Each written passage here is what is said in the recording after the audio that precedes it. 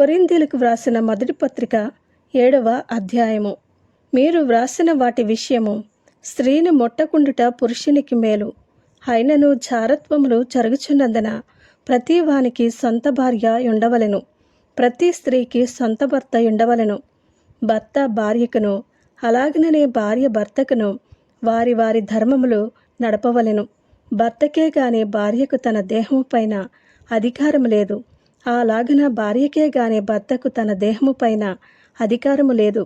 ప్రార్థన చేయుటకు మీకు సావకాశము కలుగునట్లు కొంతకాలము వరకు ఉభయుల సమ్మతి చొప్పుననే తప్ప ఒకరినొకరు ఎడబాయకుడి. మీరు మనస్సు నిలుపలేకపోయినప్పుడు సాతాను మిమ్మను శోధింపకుండానట్లు తిరిగి కలుసుకునుడి. ఇది నా హితోపదేశమే కాని ఆజ్ఞ కాదు. మనుష్యులందరూ నావలే ఉండగోరుచున్నాను. అయినను ఒకడొక విధమునను మరియొక విధమునను ప్రతి మనుష్యుడు తనకున్న కృపావరమును దేవుని వలన పొందియున్నాడు. నావలే నుండుట వారికి మేలని పెండ్లి కాని వారితోనూ విధవరాండ్రతోనూ చెప్పుచున్నాను. అయితే మనస్సు నిలువలేని ఎడల పెండ్లి చేసుకుని వచ్చును. కామతప్తులవుట కంటే పెండ్లి చేసుకునుట మేలు. మరియు పెండ్లి అయిన వారికి నేను కాదు, ప్రభువే ఆజ్ఞాపించినదేమనగా, భార్య భర్తను ఎడబాయకూడదు. ఎడబాసిన ఎడల పెండ్లి చేసుకొనకుండవలెను, లేదా తన భర్తతో సమాధానపడవలెను. మరియు భర్త తన భార్యను పరిత్యజింపకూడదని ప్రభువు కాదు, నేనే తక్కిన వారితో చెప్పునదేమనగా, ఏ సహోదరునికైనను అవిశ్వాసరాలైన భార్యయుండి ఆమె అతనితో కాపురము చేయ నిష్టపడిన ఎడల అతడు ఆమెను పరిత్యజింపకూడదు. మరియు ఏ స్త్రీకైనను అవిశ్వాసి అయిన భర్తయుండి ఆమెతో కాపురము చేయ నిష్టపడని ఎడల ఆమె అతన్ని పరిత్యజింపకూడదు. అవిశ్వాసి అయిన భర్త భార్యను బట్టి పరిశుద్ధపరచబడును. అవిశ్వాసురాలైన భార్య విశ్వాసి అయిన భర్తను బట్టి పరిశుద్ధపరచబడును. లేని ఎడల మీ పిల్లలు అపవిత్రులయ్యుందురు. ఇప్పుడైతే వారు పవిత్రులు.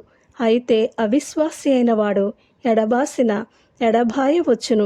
అట్టి సందర్భములలో సహోదరునికైనను సహోదరికైనను నిర్బంధము లేదు. సమాధానముగా ఉండుటకు దేవుడు మనలను పిలిచియున్నాడు. ఓ స్త్రీ, నీ భర్తను రక్షించదువో లేదో నీకేమి తెలియను.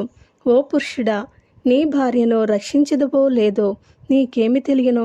అయితే ప్రభువు ప్రతి వానికి ఏ స్థితి నియమించెనో, దేవుడు ప్రతి వానిని ఏ స్థితి యందు పిలిచెనో ఆ స్థితి యందే నడుచుకునవలెను. ఈ ప్రకారమే సంఘములన్నింటిలో నియమించుచున్నాను. సున్నతి పొందిన వాడెవడైనను పిలువబడిన అతడు సున్నతి పోగొట్టుకునవలదు. సున్నతి పొందని వాడైనను పిలువబడిన సున్నతి పొందవలదు. దేవుని ఆజ్ఞలను అనుసరించుటయే ముఖ్యము గాని సున్నతి పొందుటయందు ఏమీయూ లేదు, సున్నతి పొందకపోవుటయందు ఏమీయూ లేదు. ప్రతివాడు ఏ స్థితిలో పిలువబడినో ఆ స్థితిలోనే ఉండవలెను. దాసుడవై ఉండగా పిలువబడితివా? చింతపడవద్దు. కానీ స్వతంత్రుడవగుటకు శక్తి కలిగిన ఎడల స్వతంత్రుడగవుట మరీ మంచిది. ప్రభువునందు పిలువబడిన దాసుడు ప్రభువు వలన స్వాతంత్ర్యము పొందినవాడు. ఆ ప్రకారమే స్వతంత్రుడయుండి పిలువబడినవాడు క్రీస్తు దాసుడు. మీరు విలువ పెట్టి కొనబడిన వారు గనుక మనుష్యులకు దాసులు కాకుడి. సహోదరులారా, ప్రతి మనుష్యుడును ఏ స్థితిలో పిలువబడునో ఆ స్థితిలోనే దేవునితో సహవాసము కలిగి ఉండవలెను. కన్యకల విషయమై ప్రభువు యొక్క ఆజ్ఞ నేను పొందలేదు, కానీ నమ్మకమైన వాడనై ఉండుటకు ప్రభువు వలన కనికరము పొందినవాడనై నా తాత్పర్యము చెప్పుచున్నాను. ఇప్పటి ఇబ్బందిని బట్టి పురుషుడు తానున్న స్థితిలోనే ఉండుట మేలని తలంచుచున్నాను. భార్యకు బద్ధుడివై ఇంటివా? విడుదల కోరవద్దు. భార్య లేక విడిగానుంటివా? వివాహము కోరవద్దు. అయినను నీవు పెండ్లి చేసుకునినను పాపము లేదు, కన్యక పెండ్లి చేసుకునినను ఆమెకు పాపము లేదు. అయితే అట్టి వారికి శరీర సంబంధమైన శ్రమలు కలుగును. అవి మీకు కలగకుండవలనని కోరుచున్నాను. సహోదరులారా, నేను చెప్పునదేమనగా, కాలము సంకుచితమై ఉన్నది కనుక ఇక మీదట భార్యలు కలిగిన వారు భార్యలు లేనట్టును, ఏడ్చువారు ఏడవనట్టును, సంతోషపడేవారు సంతోషపడనట్టును, కొనువారు తాము కొనినది తమది కానట్టును ఈ లోకము అనుభవించువారు అమితముగా అనుభవింపనట్టును ఉండవలెను. ఏలయనగా ఈ లోకపు నటన గతించుచున్నది. మీరు చింతలేని వారై ఉండవలనని కోరుచున్నాను. పెండ్లి కానివాడు ప్రభువుని ఎలాగూ సంతోషపెట్టగలవని ప్రభువు విషయమైన కార్యములను గూర్చి చింతించుచున్నాడు. పెండ్లి అయిన వాడు భార్యను ఎలాగూ సంతోషపెట్టగలనని లోక విషయమైన వాటిని గూర్చి చింతించుచున్నాడు.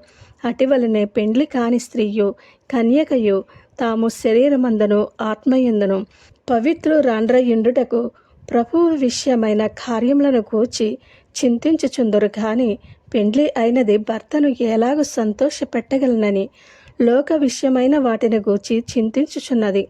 మీకు ఉరియొడ్డవలనని కాదు గాని మీరు యోగ్య ప్రవర్తనలై తొందర ఏమియో లేక ప్రభువు సన్నిధాన వర్తనలై ఉండవలనని ఇది మీ ప్రయోజనం నిమిత్తమే చెప్పుచున్నాను. అయితే ఒకని కుమార్తెకు ఈడు మించిపోయిన ఎడలను ఆమెకు వివాహము చేయవలసి వచ్చిన ఎడలను ఆమెకు వివాహము చేయకపోవుట యోగ్యమైనది కాదని ఒకడు తలంచిన ఎడలను అతడు తన ఇష్టము చొప్పున పెండ్లి చేయవచ్చును. అందులో పాపం లేదు. ఆమె పెండ్లి చేసుకుని వచ్చును.